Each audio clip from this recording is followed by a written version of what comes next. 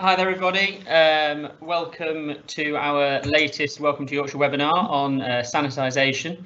I think we've got quite a few people in the room already. We'll kick off in just a minute or two. We'll let any late stragglers join the session. Just to introduce myself, my name is Chris Powell. I'm the Head of Strategic Partnerships at Welcome to Yorkshire. We hope that everyone is doing okay during these particularly unusual times still, and hopefully there's a little bit of light at the end of the tunnel as restrictions start to loosen, and we can hopefully see Yorkshire back as the forefront of tourism within the UK, if not the world, as we go on. So here at Welcome to Yorkshire, we've been delivering a series of webinars over the lockdown period on general business advice and how to help inform Yorkshire's recovery plan.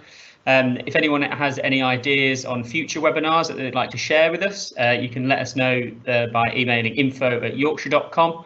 We're really keen to look at launching sort of series of business recovery and how to get your business back on track sessions. So if anyone has any themes or any ideas they'd like to share, please pass those on to us.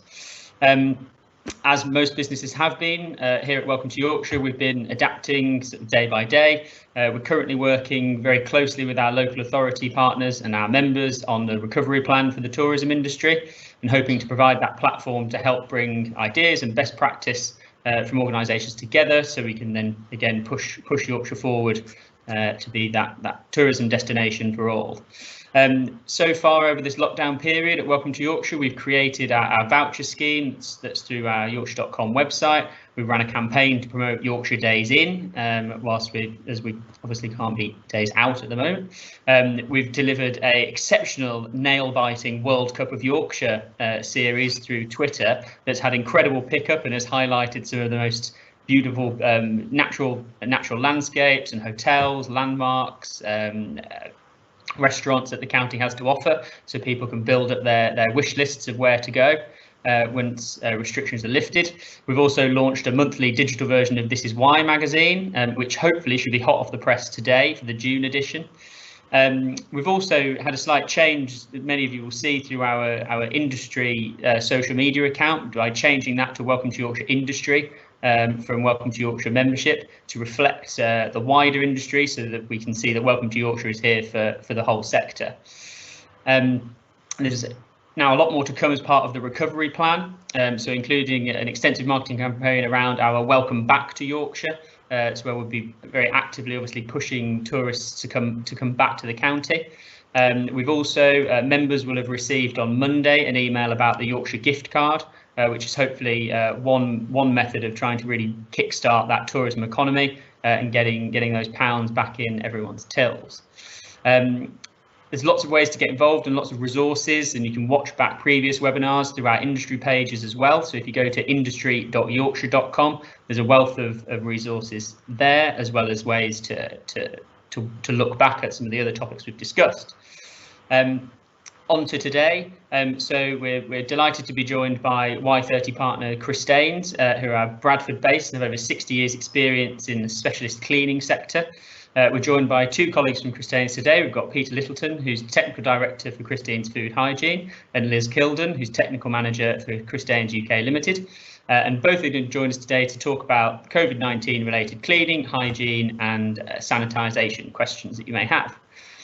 We'll give a quick bio on our two speakers. They've got a wealth of experience. So we've got Peter Littleton. He's the Technical Director for Europe's only family-owned multinational supplier of specialist detergents and disinfectants for the food, beverage and dairy industries, Christeyns Hygeine.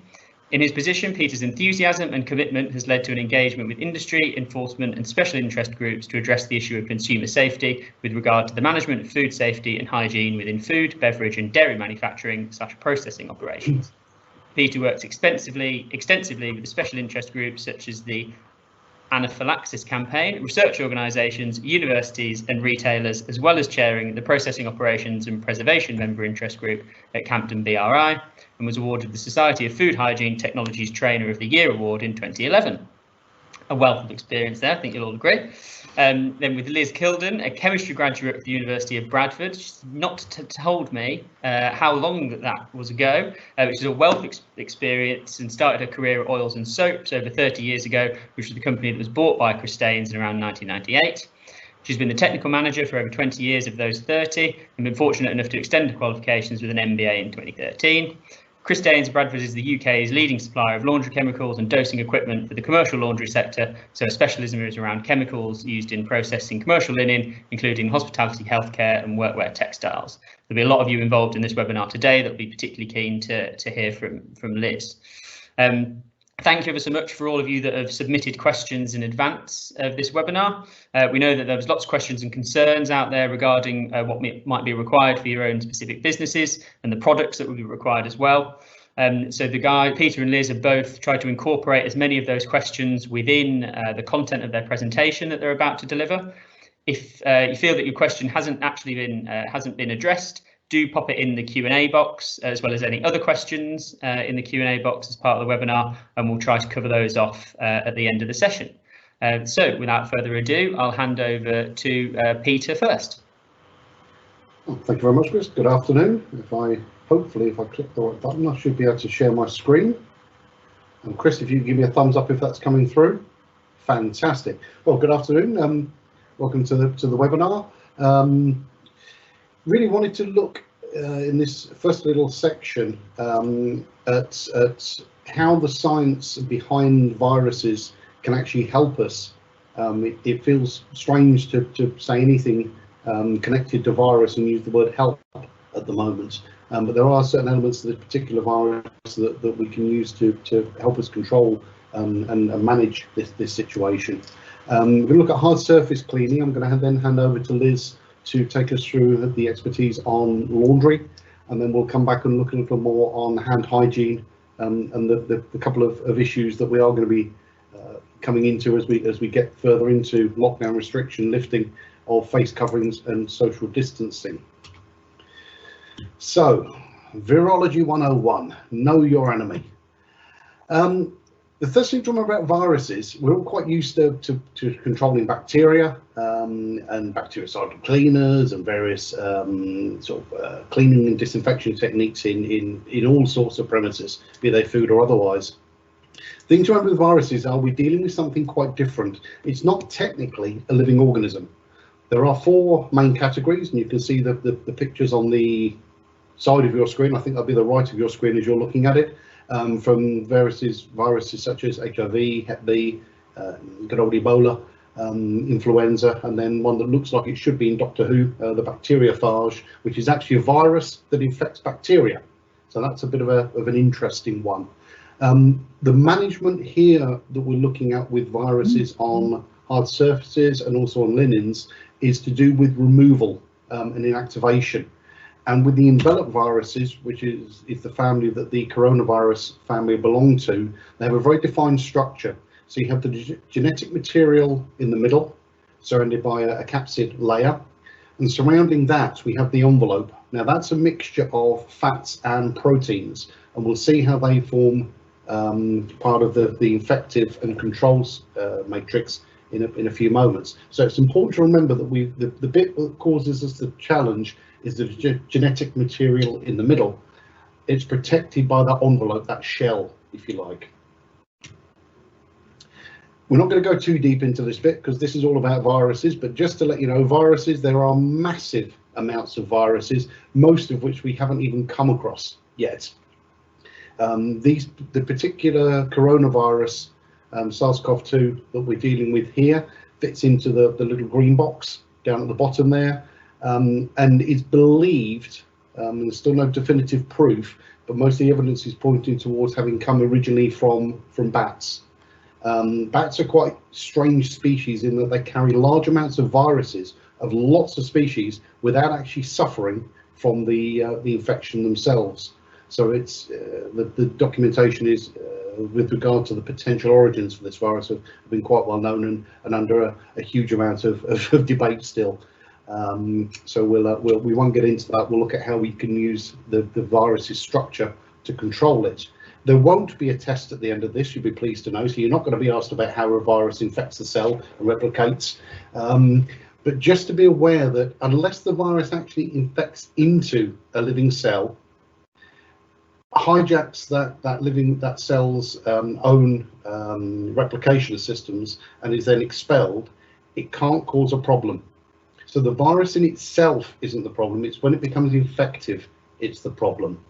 If you look at this little graphic here, it's just showing you how the virus will bind to the surface, will key into a particular receptor cell, and will then be effectively dragged in to the cell, and then the replication process kicks off from there once the virus envelope is open.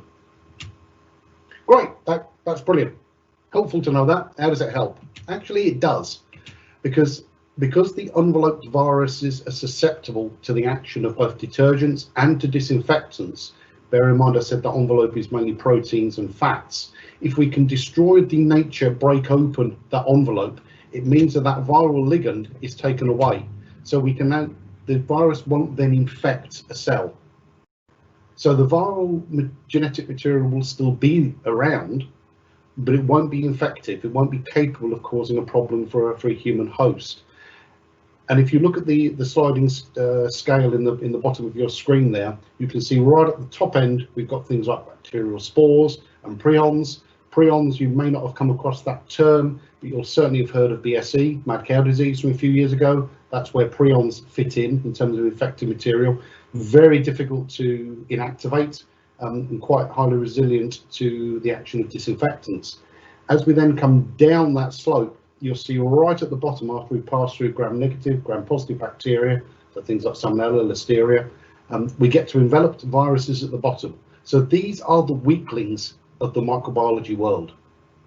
So if we can break that shell, break that envelope, we can reduce the chances of infectivity. And that's crucial to controlling this virus and this problem. A lot of the focus has been on disinfectants, and we'll come to those in a few moments, and particularly when you start talking about hand washing. All the focus has been on alcohol hand gels. Actually, if you read the WHO guidance, it talks about hand washing as a preferential mechanism for control for us as humans. So we've got the spike protein and the lipid membrane over here.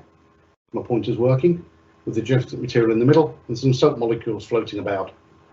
As they interact with that envelope, they will crack that envelope open, which then releases those viral ligands. So as we've just seen, if they're gone, we can't then bind to the cell. So that may help to just clarify that the basics of cleaning and disinfection are crucial here. And with all of the challenges we're facing with SARS-CoV-2 and the attendant disease COVID-19 that it causes, it's the simple and basic actions we take with regard to hygiene that will have the biggest impact. There's other things we need to do as well, but in terms of our own personal controls, hand washing and not touching our faces, mouth and nose are the key things we can be doing. The virus isn't going to magically jump off the carpet and leap into us. It has to be cross-transferred and translocated. So when we are talking about cleaning and disinfection, it's really the cornerstone of whether we're talking safe food production, service, sale, or indeed hard surfaces in any premises. There's been a lot of research done already on the SARS-CoV-2 virus, and it's been shown that it can remain detectable for hours or even days in the right conditions, particularly on plastics and stainless steel. However, it's important to remember that whilst the genetic tests may be able to detect it, it doesn't necessarily mean that it's still infective. Okay, immediately upon deposition, yes, infectivity is going to be definitely there. But as you get down the hours or even days into the presence on a surface, the infectivity rate drops off dramatically. Easy way to think of it is think about a marathon runner. If you can remember marathons, when you're testing the energy levels before they start and at the end, there's going to be quite a difference.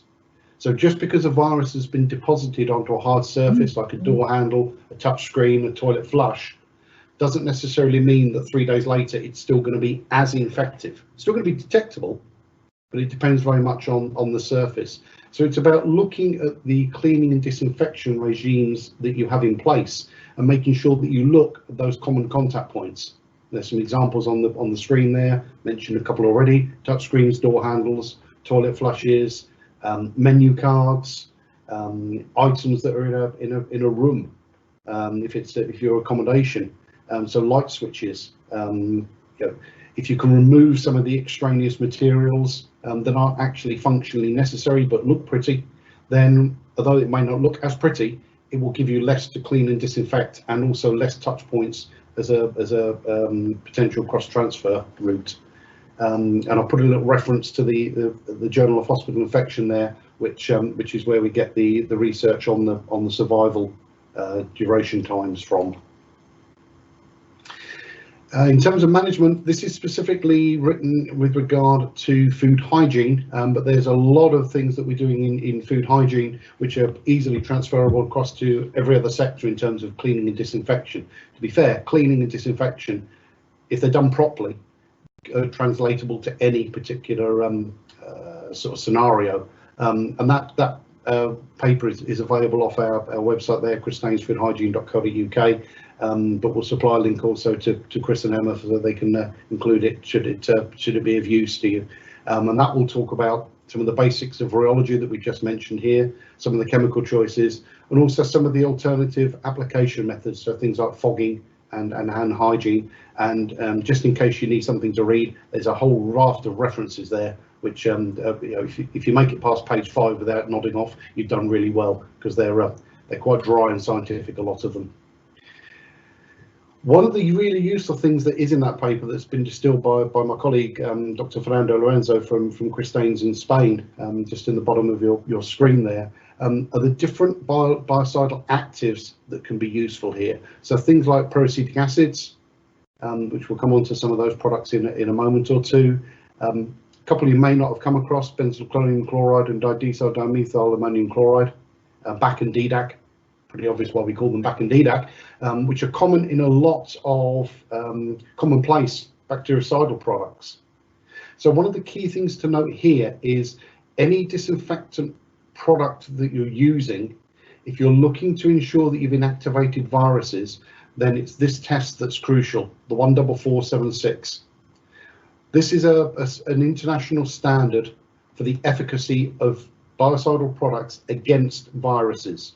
So just because a product says it's bactericidal doesn't necessarily mean it's also going to be virucidal. It may be, and if it's got that accreditation behind it, the 14476, then it will inactivate the viruses. So just be very careful when you look at the products. We are seeing products coming onto the market which are being advertised quite widely on social media, that may actually not achieve the standards that are necessary to ensure that you've got a control over the virus on here. Other actives that can be useful: ethanol, the basis of alcohol hand gels, and then things like sodium hypochlorite, the active ingredient in bleach, which is a very good biocide, but you do need to handle it very carefully, particularly if you've got acidic toilet descalers around, because you can liberate chlorine gas and cause some problems. Isopropanol, another alcohol, is good. Glyceraldehyde, less widely used because it does have some health implications, but it is quite an aggressive chemical, which is why it works against SARS-CoV, but also against ourselves. And then some of the products, things like hydrogen peroxide, which when they're stabilized can be very, very effective biocides, but do have a relatively short shelf life. Because we're a commercial entity, we have to mention the products that we have that are accredited against 14476. So alcohol greater than 60% from the WHO standards. A particular product we have, Medasan 311.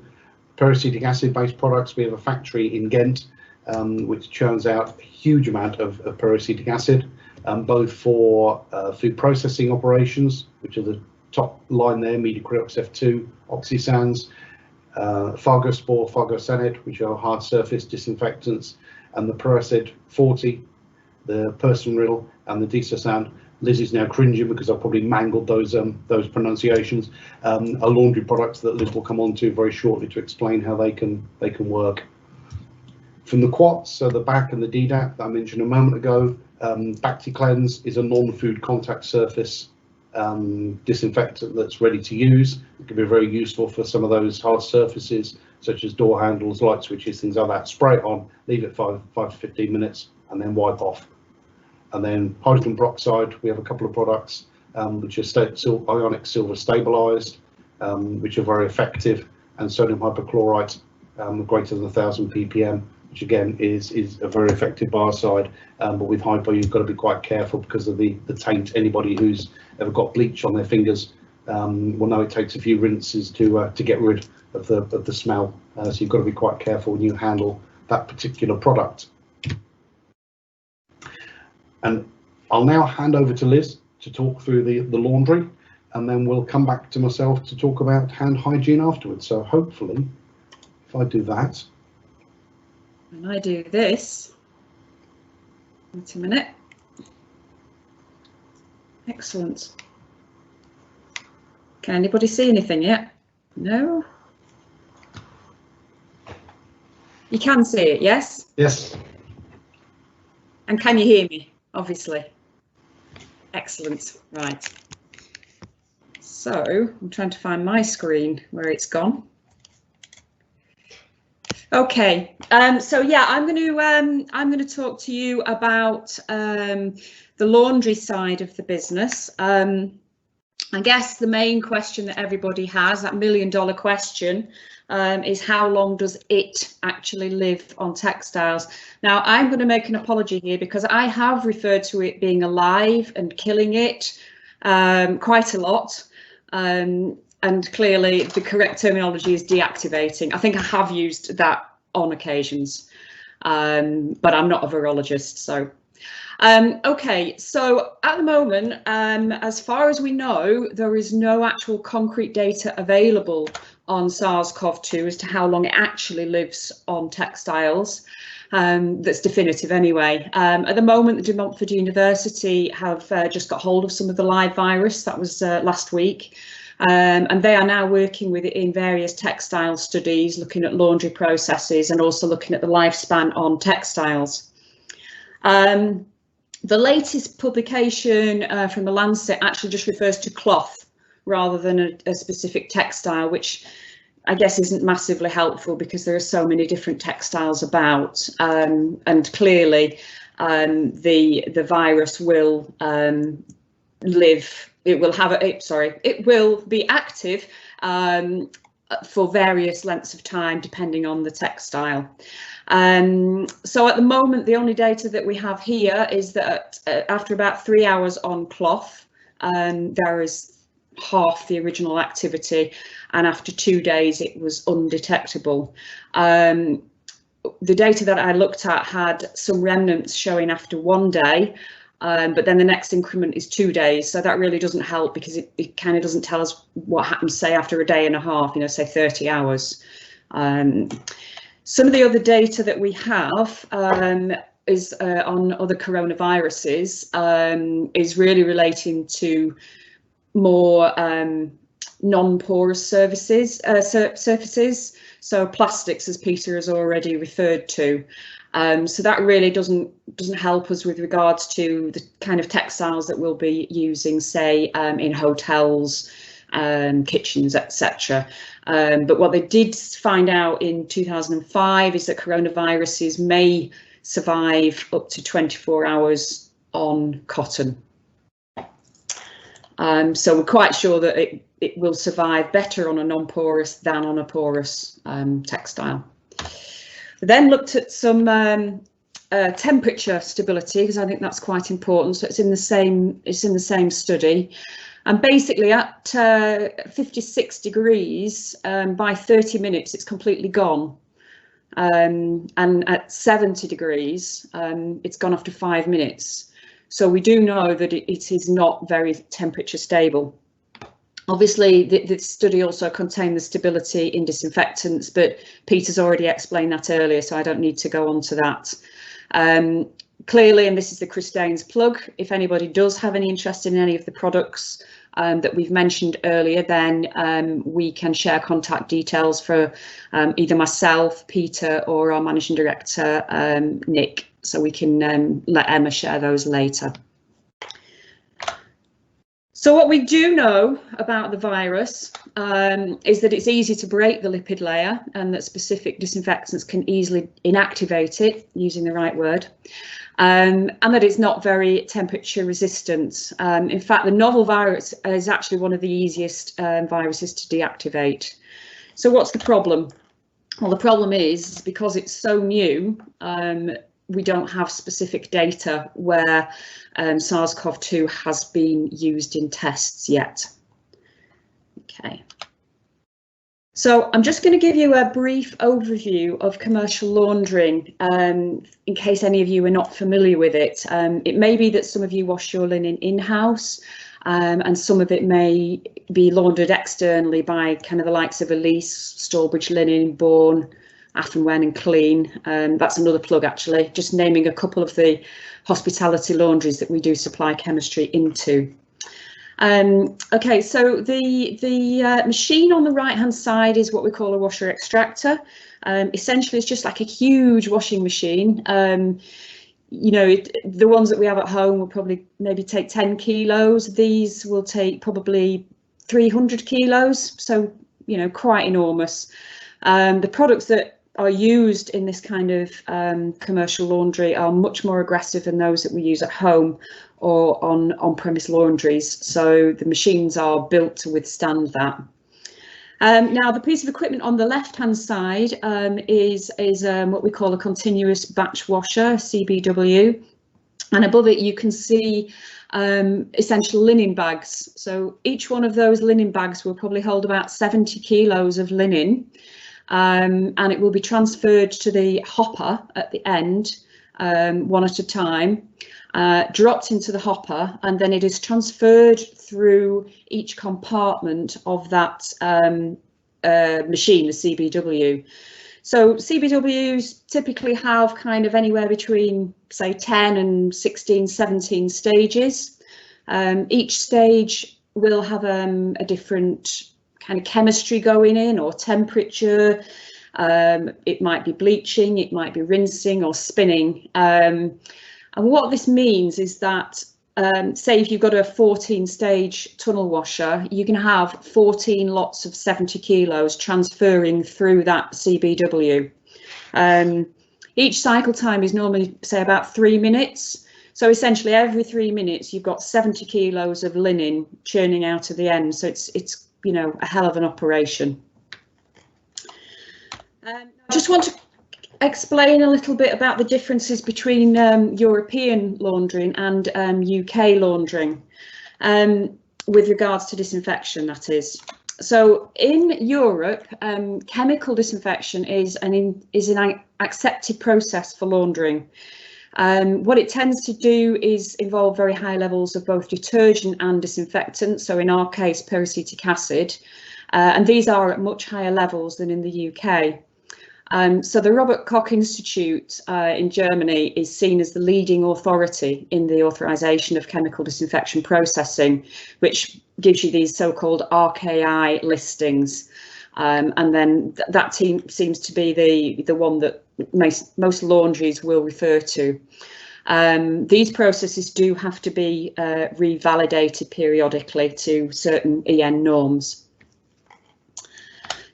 In the UK, healthcare linen is still processed using the principles of thermal disinfection. So this is what they rely on to give the, I'll say the right word, the deactivation of the virus or the bacteria or whatever.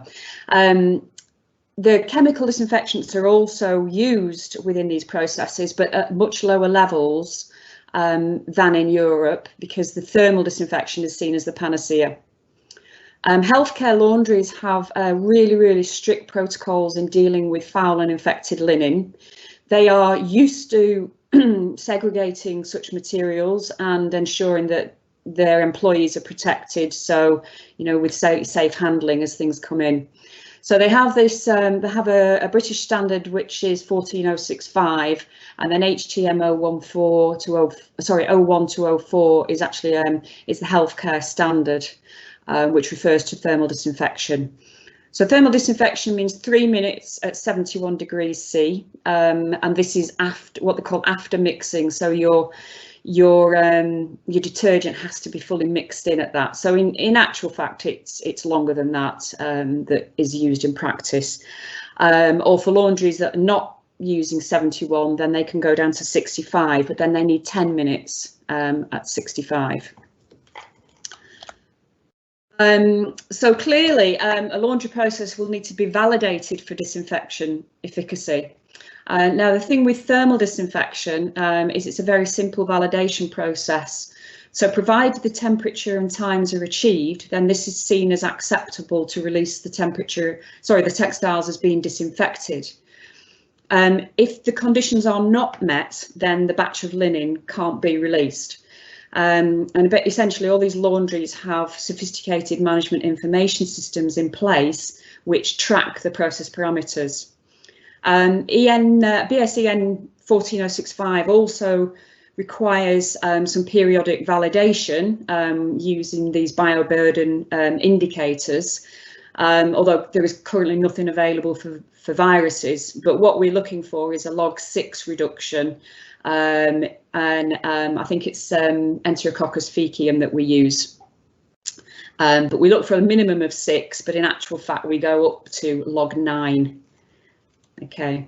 Now the challenge that we have with chemical disinfection is we cannot allow for parametric release. So because soiling or loading levels differ, it's not 100% guarantee that your load is disinfecting when using what we would say standard levels of detergent. So essentially the microbes, if the load is particularly dirty, then the chemicals may be insufficient to kill 100% of the microbes too. So this is why the levels of chemical in the RKI processes are much higher than in what we say a standard non-validated process. So you've got to, have this belt and braces approach, taking the worst case scenario. So clearly, if you want to test a batch of textile for chemical disinfection efficacy, so you're going to actually test for microbes on the textile, that takes days to come back, and it's just not practical in laundries to quarantine the amount of linen that comes out of these machines, as I've already explained. So it's just not practical. So when we're looking at hospitality linen, in theory, this linen is not contaminated. Soiling levels are very low because obviously, hotel stays tend to be very short. So really the extremes that are used in the healthcare laundries are not generally applied in hospitality within the wash processes. Now, that's not to say that the linen isn't intrinsically clean, because the drying and finishing processes are at very high temperature as well. So in effect, your thermal disinfection is happening later in the process. So hospitality linen generally is subject to very short processing times, and that's due to the volumes, and also the chemical usage is kept at the lowest level possible. And there's also this trend to move to lower temperatures. So providing you use the right detergent and bleach, you can move to lower temperatures, which is obviously a lot more environmentally friendly. Okay, so the problems that commercial hospitality laundries are finding is that, how do they know if something is contaminated or not? Someone with COVID-19 won't necessarily know until a couple of days after they've left the hotel. So by that time, the room will have been stripped. So whilst most laundries can increase their processing temperatures, which is going to increase the cost, some laundries are actually steamless because they've taken those decisions. Again, it's an environmental impact, using less energy. So they can't reach these high temperatures unless they modify the plant. Chemical disinfection, again, as I said already, is not officially recognised in the UK, so it cannot officially be relied upon. But in practice, the levels of disinfectant are so high that I'm going to say the right word, deactivation is not difficult. And the other thing as well is some of the health organisations are actually recommending chemical disinfection with hypochlorite. And this is really not suitable for anything that's coloured, and it also degrades cotton. And again, it's a chemical process, so that is not officially recognised in the UK. So where we are at the moment for commercial laundries, this is recommended by our Textile Services Association, which is the trade body of which most of them are members. It's basically that they start to implement similar procedures to those used in healthcare, but also ensuring that their staff are protected from any potential infectious linen. So they need to increase the process times and temperatures to the highest they can, and also to increase the chemistry. Now, in practice, by the time the textiles get to the laundry, the virus should no longer be active. Processing above 56 should easily deactivate it, and using the right chemistry should also easily deactivate it. So all of these things now are seen as the best practice in a situation where, as I say, we don't know for 100% because we don't have that specific test data at the moment. Okay, so that's my presentation finished. So I shall hand back over to Peter and hopefully somehow unshare my screen from you. Okay, that's me. Thank you. Fantastic, thank you, Liz. So if the technology has worked properly, you should now be seeing my screen again. Marvellous. To be fair, Liz, I was on a WHO webinar a few weeks ago and they used the term kill, inactivate, destroy, annihilate.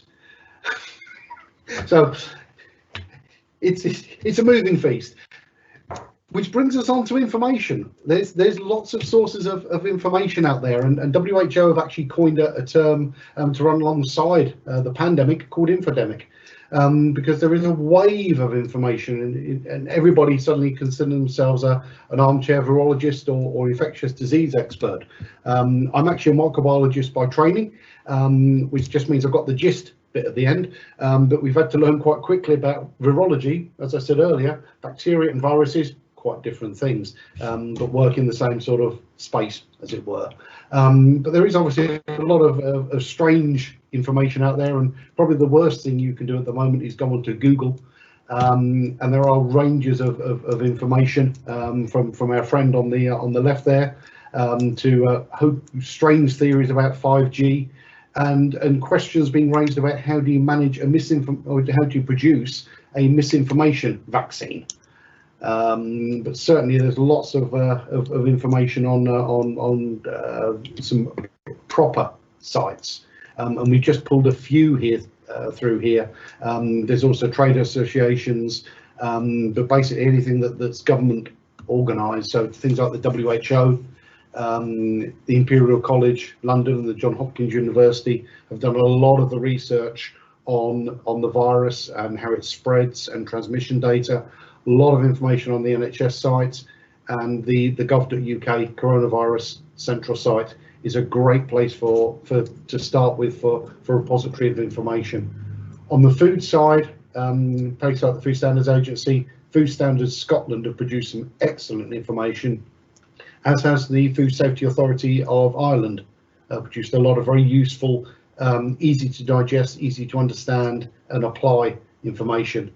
And then a couple of organisations at the top there that I'm duty bound to shout out because I'm involved with both. SOFT, Society of Food Hygiene and Technology, which also incorporates things like pest control, which is becoming an increasing issue because some of these food premises may have been shut for 2 months and were shut down quite quickly. So they've had plenty of time for our little beastie boys to party in the storage area. So that's an area they're looking at.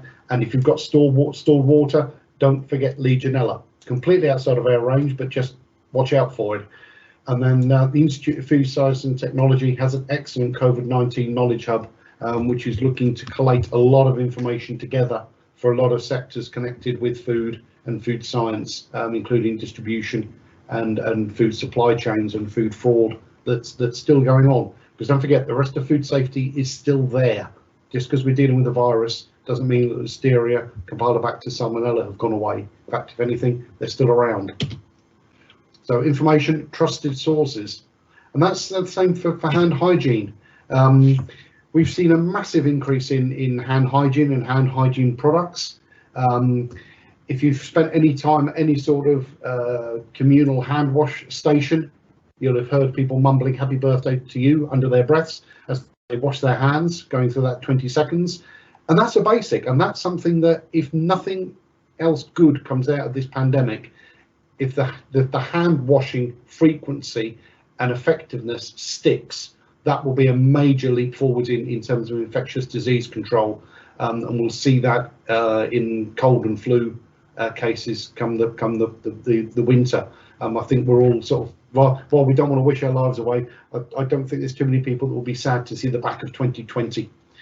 So hand washing, NHS guidelines, and also the other graphic there is from the European Centre for Disease Control, using a good hand soap, and watch the products you're using. Again, there is a lot of products coming through the marketplace that may do a job, but may actually cause problems for skin surfaces, particularly sensitive skin, with contact dermatitis going forwards. So you need to be quite careful with those.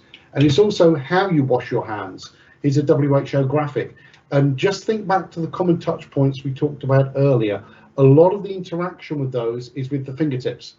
So if you think about when you grab a door handle, when you use a touch screen, when you use an ATM, and when you put your PIN number in, using fingertips. Keep that in your mind, and then look at the areas in red on the graphic. Those are the most frequently missed areas, and they're the fingertips, the thumb, and also then in purple, the less frequently missed, some of the purple areas around that part of the hand and across the dorsal indices as well. And that can also be true for sanitizer. A lot of people are using lots of sanitizer, and you see people put the sanitizer in their hands, rub their hands together. If you can't see me, the action I'm doing makes no sense whatsoever, but it helps me explain. You rub your hands together. If it's in the palm, again, you're missing those fingertip areas. So where possible, look at dispensing the gel onto your fingertips and starting with the tips, because they're the most common touch areas. So hand washing is more of a science, but if that sticks going forward from this pandemic, that'll be fantastic. Now, this one, face coverings. We are seeing a lot of movement towards face coverings. If you've had any contact with tourists from Asia, from Japan, from China over the last few years, you see a lot wear the paper masks. That was initially for pollution, then SARS-CoV-1 came through, or just SARS as it was known, and now SARS-CoV-2, we're seeing a lot more use of those. We start at the very basic paper masks, which have low protection, right the way through to the FP3 medical masks that will be worn in hospitals.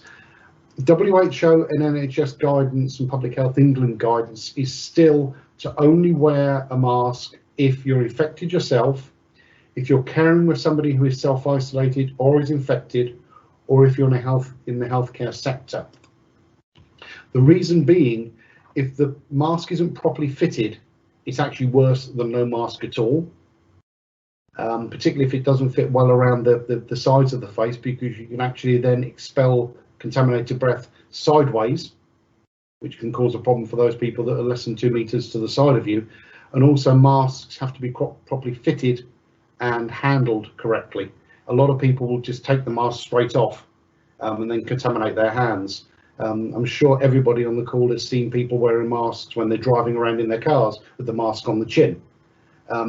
It's a minefield. It's a very difficult one to deal with.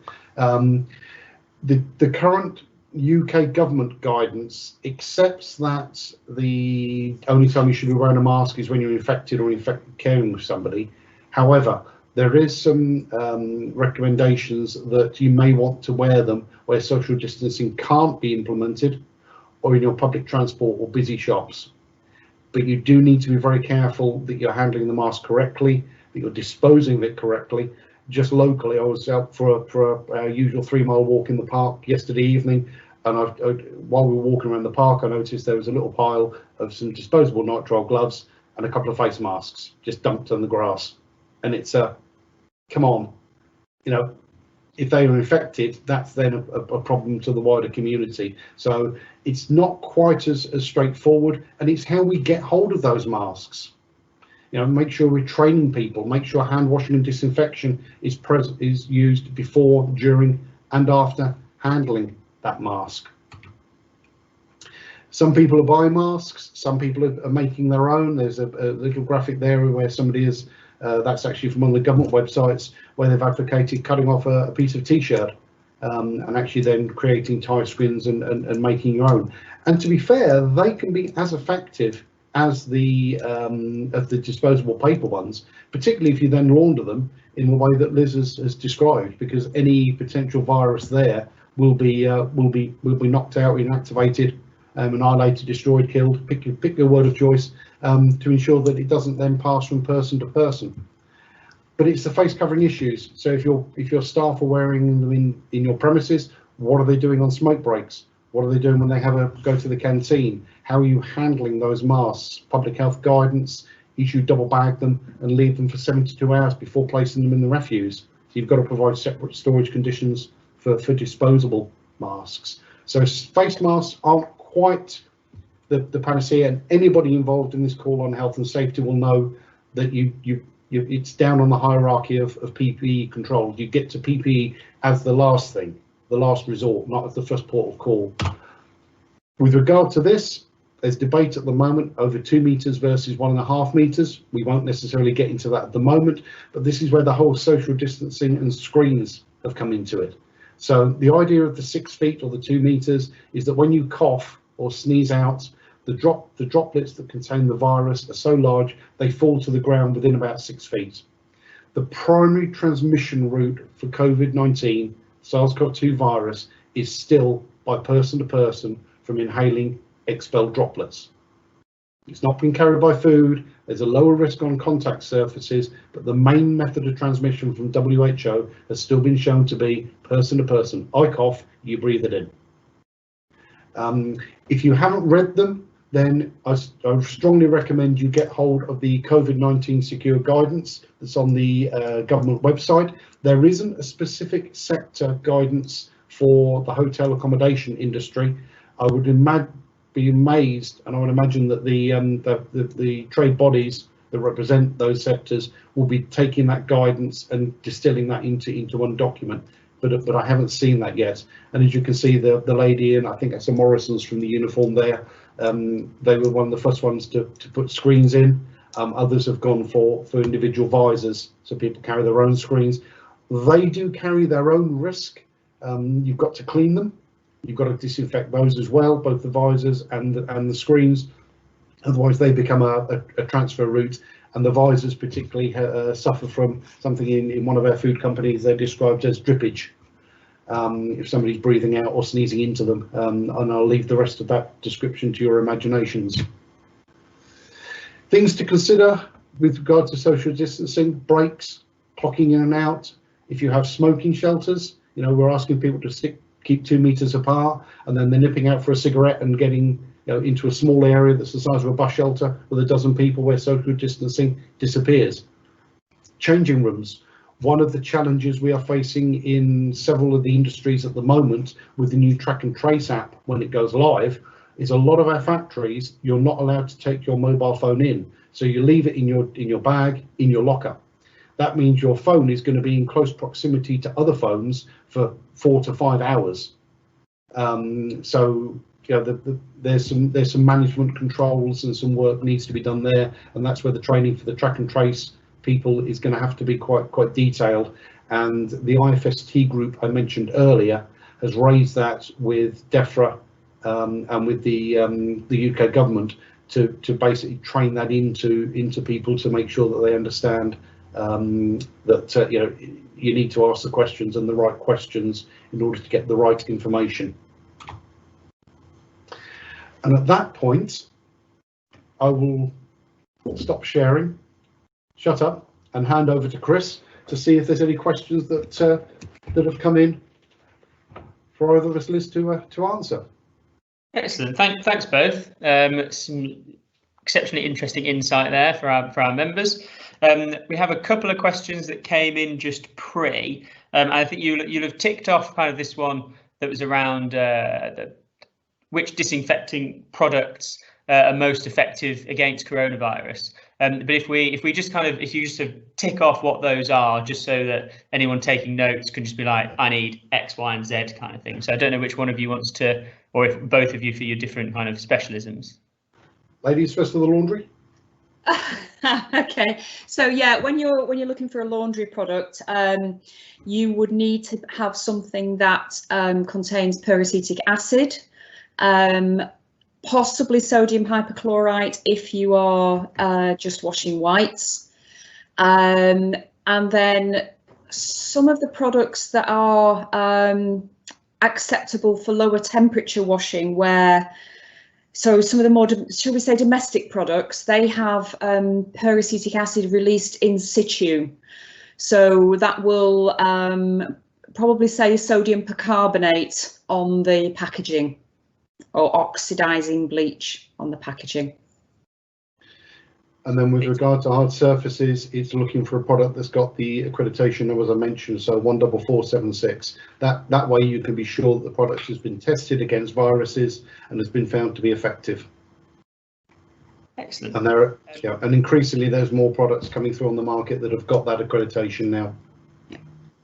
Brilliant. One that might be here for you, Liz, which is a question around: Do accommodation providers need to change pillows and duvets every time someone checks out? Now, obviously, there's the linens themselves, but how are the contents of the linens affected?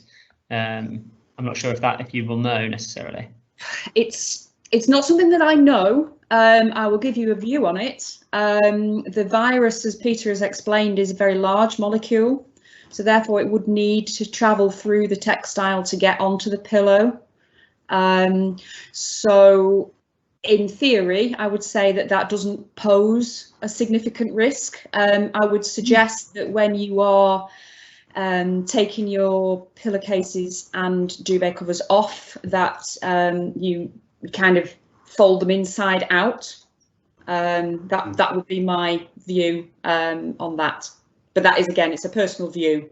But one of the things that we haven't mentioned really is that you do have to really do your own risk assessments around any activity that you're doing. So that is a really, you know, it's something that you could consider. But I think the risk would be very low.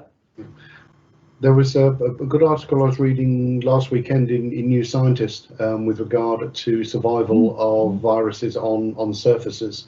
And it was talking about you mentioned it, Liz, the porosity of the cloth. The more porous the surface, the lower the effective lifespan. And there was some theory on that it was a lot to do with electrostatic. Okay. Actually inhibiting the virus's ability to replicate the electrostatic charges. And there's a whole branch, I think they called it electroceuticals, where they're looking at merging sort of microdots of silver, and I think it was either nickel or iron, I think it was silver, to generate small electrical charges just to help inactivate. But that's very early research at the moment, as you say. In terms of standard operations, then yeah, inactivation and yeah, temperature where possible, and disinfectants. Excellent, thank you very much. Another question here is that do you think that unprecedented demand for hygiene products has led to potential price exploitation? Now, you guys have mentioned a series of kind of Christeyns based products, which no doubt are exceptionally reasonably priced. But has there been an effect in the market? I think there's it goes across, I think, various different products across varying sectors. But have you seen that in the hygiene sector as well? Yeah, there is. Sorry, go on, Liz.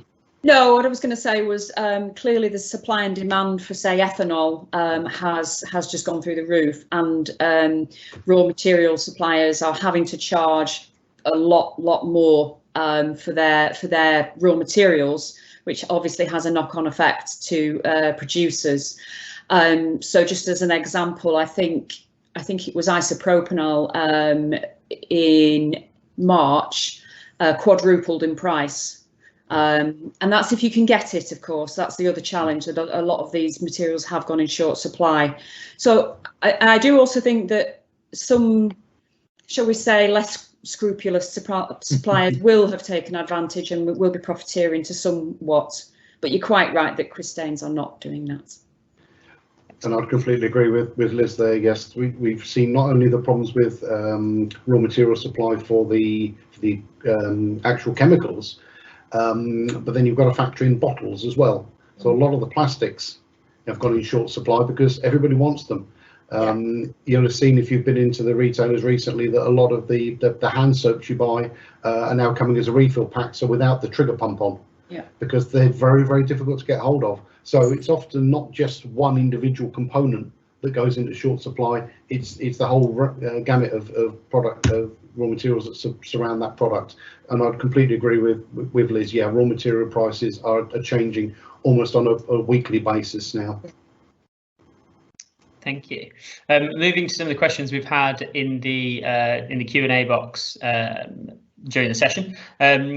Is there any definitive guidance about how long there should be between different occupants of a room/house? Now, from our perspective as Welcome to Yorkshire, we've not seen any kind of official guidance that's come through on that.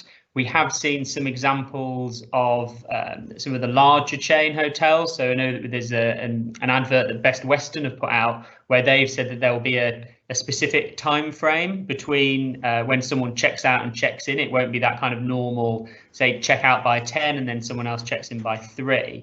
And that it will relate as well, I assume, to the cleaning side for both of from both of your points of view, from the textiles, Liz, and then also from the hard surfaces point, Peter. There will be more attention and more time put into cleaning those surfaces and those textiles, so that there will naturally be a longer period of time. And I do you agree with that? I think. Yeah, totally. Yeah, I would expect some guidance will come out from the sector event. You know, when hotels officially start going back, then I think there will be some guidance issued. As I said, there is the COVID-19 secure guidance that's been issued by the UK government that covers 8 different sectors. They're the sectors that were coming back first. So things like garden centres, working in people's homes, working in factories, working outside. There will be other sectors that come through. I think it's been generally accepted that the hospitality industry and its whole plethora of, whether it's hotels, restaurants, pubs, will probably be the later sectors to return once we've been able to work out how the heck we social distance in those sorts of scenarios. So I would expect there will be guidance coming through, but I think it will be the ideal time for the sector and the industry to influence rationality in that, because otherwise it's been written by somebody who may stay in a hotel but has never actually run one. So sometimes the guidance can be a bit, by the book rather than what's actually practical in reality. Excellent, thanks, Peter. So Samantha Jones, your question around specific guidance being issued to holiday cottages. I think there, as Peter mentioned, the guidance has been put out there at the moment based on businesses that have sort of been in the first phase of reopening. So we would hope, and as Welcome to Yorkshire will support getting those messages out from what you guys as holiday cottages through to hotels as well, and what you need to help push what that messaging and that guidance can be. There's a couple of questions here from Grenville. One that is, do we have any information idea on how track and trace may affect us when we're allowed to reopen? If I'm completely honest, I don't know, but I will I will try, if you can email that question to our info account so we can get back in touch. I'll try and look into it to see what kind of information we can share with you there, Grenville. And as you pointed out with the presentation will be available. We're recording it, so it will get hosted on our webinars section on the industry.yorkshire.com website. So all of the presentation slides that Liz and Peter have been through will be available on that. There was one question around, do we have to disinfect mattresses? I think that kind of has been ticked off with the pillows and the duvets question there. So hopefully that's been answered for that person. Any guidance on the use of, Chris, oh, sorry, Peter, yes? One thing you could potentially look at there is if you've got a mattress protector on top of the mattress, which people often have for other hygiene reasons, then you've then got a hard surface which will be easier to spray with a disinfectant and wipe over. So if that's a particular concern, that one you can potentially look around, and that could also work, Liz, for pillows or for mattresses. Do such things exist? So a pillowcase within a pillowcase? I've not come across a hard surface one, other than perhaps in a hospital. You could, yeah, it'd be a bit crunchy underneath, wouldn't it, underneath your head if you're lying on something plastic inside a pillow. So I've not come across anything other than in a healthcare environment. Business opportunity for us there. Or somebody on the call will pinch it. There's one question here around the guidance on the use of fogging machines. I don't know if either of you will have any thoughts on that. Fogging machines, yes, we do. They can be useful. It's a question of what you fog. I'm sure we've all seen pictures of people walking around various towns and cities spraying stuff onto pavements and onto benches and onto lampposts, but they're wearing the full hazmat suits. So it gives you some sort of idea of the safety implications involving around that fog. For a fog to be effective, you've got to get the atmosphere super saturated with that fog solution. Now, depending on what you're fogging with, will depend on how usable that room is afterwards. So if you're fogging with the peracetic acid or hypochlorite, you're going to be causing to your soft furnishings some potential damage. So fogging, if done properly, can be very, very effective. But some of the dry fogs in terms of smoke bombs, some of which are based on things like glutaraldehyde or on quats, can be effective, but it's a very specialist area. But there are some specialist companies out there who can help do it. For example, we have dealt with this sort of thing in the past on individual rooms when we've dealt with things like norovirus. So where norovirus has been in a cruise ship or in a hotel, then there has to be excessive decontamination procedures to make sure we don't pass from person to person. So there is good established procedures in place that can be drawn across specifically for this sector. Excellent, thank you, Peter. We've got one final question, which is any guidance on PPE required when cleaning rooms in self-catering and hotel settings? You obviously touched on PPE towards the end of that presentation, Peter. Now, I don't know if you have any thoughts on around, obviously, hotel staff using it once the room's empty. Obviously, you talked about how the main way of infecting another person is through human to human contact. But if you could have a thought on what hotel staff may need to be prepared with. Certainly person to person that way, yes, but if we then factor in the hotel staff who may be going from room to room, they'll obviously, let's take a worst case scenario. We have a hotel or a facility that's got 30 rooms, could figure out the air. Half those people are carrying the virus, so we have 15 rooms that are potentially contaminated. For that individuals, it's not a big problem. For the staff going in, they will be handling all of that material. So their dose exposure is going to be higher. And one of the things that has been shown in WHO and European studies is that the more you're exposed to, the greater your chances of infection. So in that sort of scenario, yes, it may be appropriate to risk assess, as Liz has said, and look at the staff. So what type of hand protection they're wearing, whether it's gloves, whether it's a face covering of a suitable sort, to ensure that they reduce their risk. But it is about risk assessing it. And it may well be you split the team into two. You have one person sweep through and clear the rooms, a next person come along and puts them on. So it's about rethinking. Unfortunately, with this virus, there isn't a magic bullet. Unless we can get hold of Gandalf and Harry Potter, we're not going to be able to magic this thing away. So we have to adapt the way we're working to make sure that we get effective basic controls, because the more complicated we make it, the more chance it has of going wrong.